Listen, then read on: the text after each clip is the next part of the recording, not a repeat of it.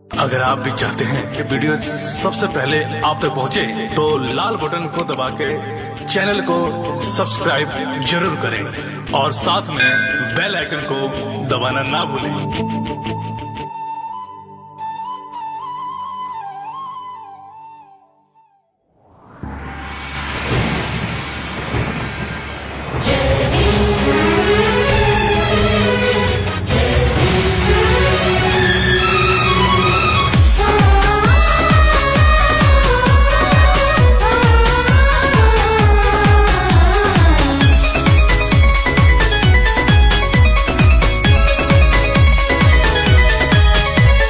हिंदू मुस्लिम सिख ईसाई सभी आपस में भाई भाई। हिंदू मुस्लिम सिख ईसाई सभी आपस में भाई भाई। हर जगह के तीनों रंग आसमान में सब मिलकर जनगण मन गाओ, इस तिरंगे के सम्मान में सब मिलकर जनगण मन गावो, इस तिरंगे के सम्मान में।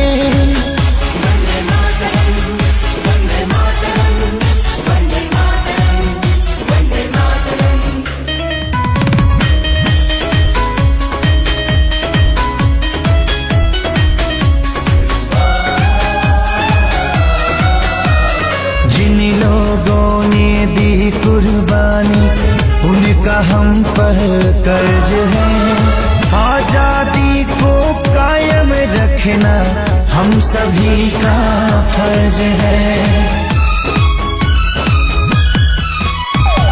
इसकी लहर में माँ की ममता बूढ़े बाप की सीख है, मासूम बच्चों की किलकारी विधवाओं की चीख है।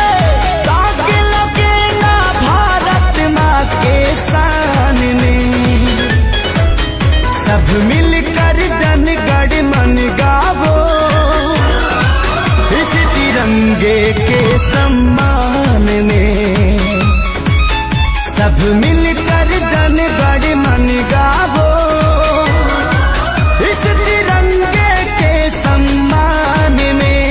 वंदे वंदे वंदे भारत माता की।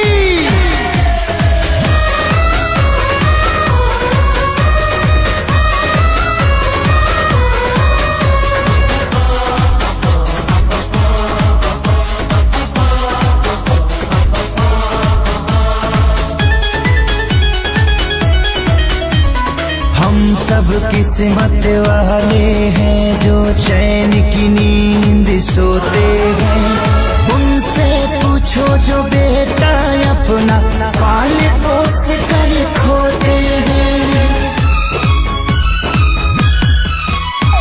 क्रांति की जो जली मसाले उनकी यही ललकार है, देश का बच्चा बच्चा अपनी सरहद का सरदार है। वंदे मातरम गूंजे हिंदुस्तान में, सब मिलकर जनगण मन गावो, इस तिरंगे के सम्मान में सब मिल